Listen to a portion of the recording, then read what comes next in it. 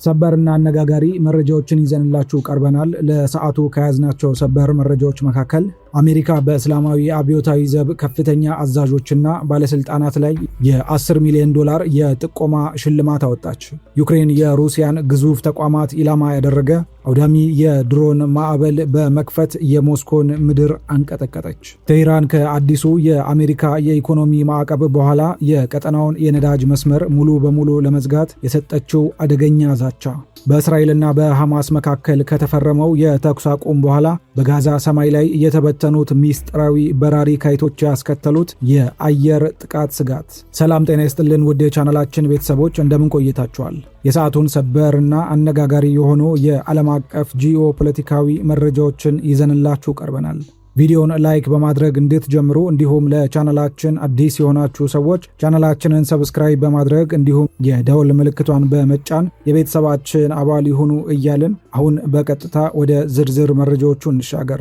ወደ መጀመሪያው መረጃችን ስንሸጋገር በዩናይትድ ስቴትስ እና በኢራን እስላማዊ ሪፐብሊክ መካከል ላለፉት በርካታ ወራት ሲካሄድ የቆየው ቀጥተኛና ተዘዋዋሪ ጦርነት አዲስና ያልተጠበቀ ምዕራፍ ላይ ደርሷል። የአሜሪካ ውጭ ጉዳይ መስሪያ ቤት በሕይወት ያሉትን ብቻ ሳይሆን ቀደም ሲል በግጭቶች የተገደሉትን የኢራን እስላማዊ አብዮታዊ ዘብ ከፍተኛ አዛዦችን በተመለከተ ወሳኝ መረጃ ለሚያቀርቡ ግለሰቦች እስከ 10 ሚሊዮን ዶላር የሚደርስ ከፍተኛ የገንዘብ ሽልማት አዘጋጅቷል። ይህ ያልተለመደ የሽልማት ውሳኔ የወጣው በአሜሪካ ውጭ ጉዳይ መስሪያ ቤት ስር በሚገኘው የፍትህ ፍለጋ የሽልማት ፕሮግራም በኩል ሲሆን ትኩረቱን ያደረገው በአሜሪካ ወታደራዊ ሰፈሮች፣ ዲፕሎማቶችና ወሳኝ የቴክኖሎጂ መሰረተ ልማቶች ላይ ጥቃት ሲሰነዝሩ በነበሩ 5 ቁልፍ ባለስልጣናት ላይ ነው። በተለይ ስማቸው በግንባር ቀደምትነት የተጠቀሱት ባለስልጣናት የሚከተሉት ናቸው። አህመድ ቫሂዲ የቀድሞ የኢራን ሀገር ውስጥ ጉዳይ ሚኒስትርና የቁድስ ኃይል አዛዥ፣ በዓለም አቀፍ ደረጃ አሜሪካንና አጋሮቿን የሚቃወሙ ወታደራዊ እንቅስቃሴዎችን በመምራት የሚከሰሱ። አሊ አብዶላሂ የኢራን ጦር ኃይሎች የጋራ እዝ የሆነውን የሃታም አልአንቢያ የማዕከላዊ ዋና መስሪያ ቤት አዛዥ። ሐሚድ ሬዛ ላሽጋሪያን የአብዮታዊ ዘቡ የበይነ መረብ ወታደራዊ ክፍል አዛዥና በዋሽንግተን ወሳኝ መሰረተ ልማቶች ላይ የበይነ መረብ ጥቃቶችን በማደራጀት የሚከሰሱ። ነገሩን የበለጠ አነጋጋሪ የሚያደርገው ደግሞ የአሜሪካ የውጭ ጉዳይ መስሪያ ቤት ይፋ ባደረገው የሽልማት ዝርዝር የቀድሞ የአብዮታዊ ዘቡ የአየር ምድብ አዛዥ ሳኢድ አግጃኒና የቀድሞ የዘቡ የመረጃ ክፍል አዛዥ ማጂድ ካዴሚ መካተታቸው ነው። እነዚህ ሁለቱ አዛዦች አሜሪካና እስራኤል በቅርቡ በቴሄራን ላይ በሰነዘሩት የተቀናጀ የአየር ጥቃት መገደላቸው ቢረጋገጥም ዋሽንግተን በሞቱት ባለስልጣናት ላይም የ10 ሚሊዮን ዶላር ሽልማት አውጥታለች። የወታደራዊና የደህንነት ባለሙያዎች እንደሚተነትኑት አሜሪካ በሞቱት አዛዦች ላይ ሳይቀር የገንዘብ ሽልማት የጣለችበት ዋነኛ ምክንያት ከነሱ ሕይወት ማለፍ በኋላ የተተኩትን አዳዲስ አዛዦችን ማንነት፣ የቀደሙትን የደህንነት አውታሮችና በድብቅ የፋይናንስ ምንጮች መረጃ ለማግኘት በማሰብ ነው። የኢራን እስላማዊ አብዮታዊ ዘብ በሀገሪቱ የፖለቲካ፣ የኢኮኖሚና የወታደራዊ መዋቅር ውስጥ የመሪነቱን ሚና የሚጫወት ሲሆን ከ125,000 በላይ አባላት ያሉትና የሀገሪቱን የባለስቲክ ሚሳኤል እንዲሁም የድሮን ፕሮግራሞች ሙሉ በሙሉ የሚቆጣጠር ግዙፍ ተቋም ነው።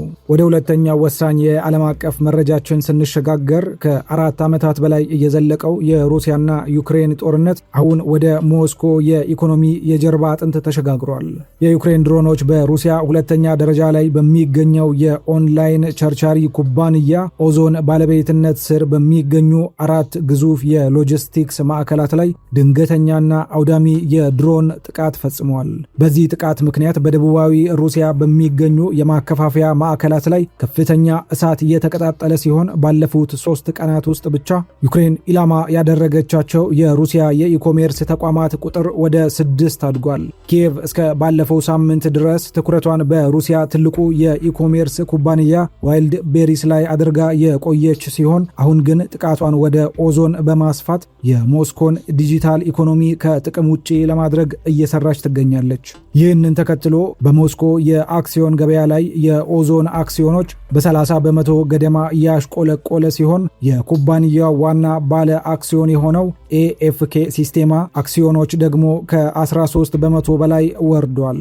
ኦዞን በ2020 ለመጀመሪያ ጊዜ በህዝብ አቅርቦት አይፒኦ $1 ቢሊዮን የሰበሰበና በናዝዳክ ላይ እየተመዘገበ የነበረ ቢሆንም የጦርነቱ መከሰትና የምዕራባውያን ማዕቀብ ኩባንያውን ከፍተኛ አደጋ ውስጥ ጥሎታል። እንደ አፕልና አማዞን ያሉ ምዕራባውያን ኩባንያዎች ከሩሲያ ለቀው ከወጡ በኋላ እንደ ኦዞንና ዋይልድ ቤሪስ ያሉ የሀገር ውስጥ የኢኮሜርስ ተቋማት የሩሲያ ነዋሪዎች የዕለት ተዕለት ፍጆታቸውን የሚያገኙባቸው ዋነኛ አማራጮች ሆነው ቆይተዋል። የዩክሬን ጦር እነዚህን የሎጂስቲክስ ማዕከላት ኢላማ ያደረገበት ዋነኛ ምክንያት አንደኛ ሩሲያ ለጦርነቱ የምትጠቀማቸውን የሎጂስቲክስ እና የቴክኖሎጂ አቅርቦቶች ለማስተጓጎል፣ ሁለተኛ የክሬምሊንን የገቢ ግብር በመቀነስ የጦርነት ፋይናንስን ለማዳከም፣ ሶስተኛ የጦርነቱን አስከፊ እውነታ በሞስኮና በሴንት ፒተርስበርግ ለሚኖሩ መደበኛ የሩሲያ ዜጎች በቀጥታ ለማሳየት ነው። የሩሲያው ፕሬዝዳንት ቭላዲሚር ፑቲን መንግስት ልዩ ድጋፍ እንደሚያደርግ ቃል የገቡ ሲሆን የፋይናንስ ሚኒስተሩ እስከ 1 ዓመት የሚደርስ የግብር ቅነሳ ለማድረግ ወስኗል። የሩሲያ ባለጸጋና የዋይልድ ቤሪስ ባለቤት ታቲያና ኪም ስራችንን እንቀጥላለን ቢሉም የኢኮሜርስ ዘርፉ ውድቀት በሩሲያ የችርቻሮ ንግድ ላይ የረጅም ጊዜ ጠባሳ እንደሚያሳድር ይተነበያሉ። ወደ ሶስተኛውና እጅግ አደገኛ ወደ ሆነው የጂኦፖለቲካ ውጥረት ስንሸጋገር አሜሪካ በቴሄራን ላይ የጣለችውን አዲስ ማዕቀብ ተከትሎ ኢራን የበቀል እርምጃ እንደምትወስድ በጽኑ አሳስባለች። የአሜሪካ የግምጃ ቤት ሚኒስትር ስኮት ቤሴንት ይፋ ያደረጉት አዲስ መመሪያ ከኢራን ጋር የንግድ ልውውጥ የሚያደርጉ የውጭ ሀገራትና ኩባንያዎች ከአሜሪካ ዶላር የፋይናንስ ስርዓት ሙሉ በሙሉ እንደሚታገዱ ያስጠነቅቃል። ይህ የአሜሪካ ውሳኔ 60 ግለሰቦችን፣ ወታደራዊ አካላትንና የነዳጅ ጫኝ መርከቦችን ያካተተ ቢሆንም የኢራንን ነዳጅ በብዛት የሚገዙትን የቻይናን የፋይናንስ ተቋማት በይፋ ባለመጥቀሱ አከራካሪ ሆኗል። ሚኒስትሩ ስኮት ቤሴንት ለምን የቻይና ባንኮች አልተካተቱም ተብለው ሲጠየቁ ዓለም አቀፉን የፋይናንስ ስርዓት በአንድ ጀንበር ማፍረስ አንፈልግም፣ ነገር ግን ማንም አካል ከአሜሪካ ማዕቀብ ገደብ በላይ እንዳልሆነ ሊያውቅ ይገባል ሲሉ ምላሽ ሰጥተዋል። የኢራን የኢኮኖሚ ሚኒስትር አሊ ማዳኒዛዴህ ለመንግስት ቴሌቪዥን በሰጡት ምላሽ ለአሜሪካ ማዕቀቦች ሙሉ በሙሉ ተዘጋጅተናል። ጠላቶቻችን በእኛ ላይ የኢኮኖሚ የሽብር ጥቃት ሊሰነዝሩብን ይፈልጋሉ፣ ነገር ግን ጨዋታውን እንዴት መጫወት እንዳለብን እናውቃለን። መከላከያችን ከአሁን በኋላ ያን ያህል መከላከያ አይደለም። ጠላቶቻችን ድንገተኛ ጥቃት እስኪደርስባቸው መጠበቅ አለባቸው ብለዋል። በተጨማሪም የኢራን እስላማዊ አብዮታዊ ዘብ ቃል አቀባይ ብርጋዴር ጀነራል ሁሴይን ሞሄቢ በበኩላቸው የኢራን የነዳጅና የኢኮኖሚ መሰረተ ልማቶች አደጋ ላይ ከወደቁ ኢራን በአካባቢው የሚገኙ የአሜሪካን ወሳኝ ፍላጎቶችና የኃይል ማከፋፈያ ጣቢያዎችን ሙሉ በሙሉ እንደምታወድም ዝተዋል።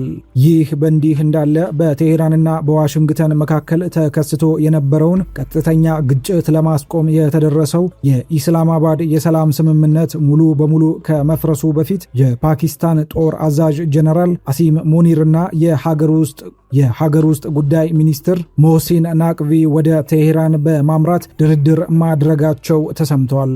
የፓኪስታን ባለስልጣን ውይይቱ ከፍተኛ እድገት ማሳየቱን ቢገልጹም በሆርሙዝ ወሽመጥ ያለውን የነዳጅ መርከቦች እንቅስቃሴ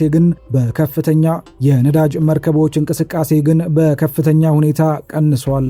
የባህር ላይ የመረጃ መዝገቦች እንደሚያሳዩት የሆርሙዝ ወሽመጥን የሚያቋርጡ የነዳጅ ታንከሮች ቁጥር ከግንቦት ወር ወዲህ እጅግ ዝቅተኛ ደረጃ ላይ ደርሷል። አሜሪካና እስራኤል በኢራን ላይ ጥቃት ከፈጸሙ 6 ወራት ገደማ የተቆጠረ ሲሆን በሺዎች የሚቆጠሩ ሰዎች ሕይወት አልፈዋል። የኢራን የኒውክሌር ፕሮግራም ትክክለኛ ሁኔታ እስካሁን ባይታወቅም ቴሄራን ግን የቀጠናውን የነዳጅ መስመር ለመዝጋት ወታደራዊ አቅሟን አሁንም እየተጠቀመች ትገኛለች። ወደ መጨረሻው መረጃችን ስንሸጋገር በእስራኤልና በሐማስ መካከል ከተፈረመው የተኩስ አቁም ስምምነት በኋላ በጋዛ ድንበር አቅራቢያ አዲስ የደህንነት ስጋት አንዣቧል።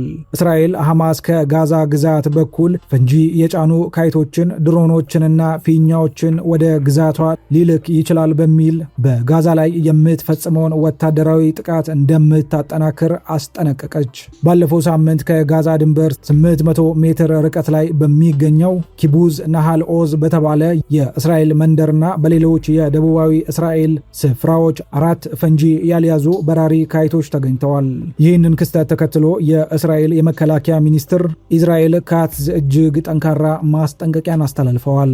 ለዚህ ድርጊት ምንም አይነት ትዕግስት አይኖረንም። ፊኛ የሚታየው እንደ ካይት ነው፣ ካይት ደግሞ እንደ ድሮን ነው። ፈንጂ ኖራቸውም አልኖራቸውም ይህንን ክስተት ለማስቆም ኃይል የተሞላበትና አውዳሚ እርምጃ እንወስዳለን ብለዋል። የእስራኤል ወታደራዊ ምንጮች እንደሚሉት እነዚህ ካይቶች ምንም እንኳን አደገኛ ፈንጂ ባይኖራቸውም ሐማስ የእስራኤልን የአየር መከላከያ ዝግጁነትና የደህንነት ምላሽ ለመፈተሽ የላካቸው ናቸው ሲሉ ይከሳሉ።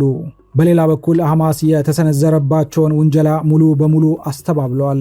የቡድኑ ቃል አቀባይ እንደገለጹት ወደ እስራኤል ወሰን ገብተዋል የተባሉት ካይቶች የቡድኑ አለመሆናቸውንና በጋዛ ፍርስራሾች ውስጥ ንጹሐን ልጅነታቸውን የሚፈልጉ ተፈናቃይ ሕፃናት መጫወቻ እንደሆኑ ገልጸዋል።